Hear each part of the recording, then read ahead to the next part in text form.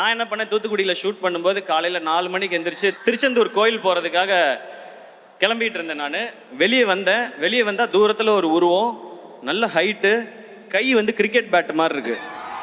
ஆள் அப்படியே திரும்பினா அது வித்யுத் ஜாமால். அது அவர் வந்து ஹாய் அப்படின்னு கை கொடுத்தாரு. நம்ம வந்து வேஷ்டி சட்டை நெத்தியில் பட்டை போட்டுக்கிட்டு ஹாய் அப்படின்னு சொல்லி கையை கொடுத்தேன். நான் சிவா அப்படின்னாரு. Yes sir, Siva Siva great man, I'm very happy to work with யூனாரு. கையை அப்போவே இறுக்கியா பிடிச்சாப்புல. ஐயோ இவர் கூட தான் நம்ம ஃபைட் பண்ணணுமான்னு சொல்லிட்டு ஓகே சார் சி யூ இந்த ஈவினிங் சொல்லிட்டு கோயிலுக்கு போய் நேராக முருகா அந்த மனுஷன்ட்டு மட்டும் நீ பத்திரமா பார்த்துக்க, ஒரு பஞ்சு மூஞ்சில் விழுந்தாலும் உனக்கு என்னை அடையாளம் தெரியாமல் போயிடும், இது ஓம் பொறுப்பு, நீ பார்த்துக்கன்னு சொல்லி வந்தேன்.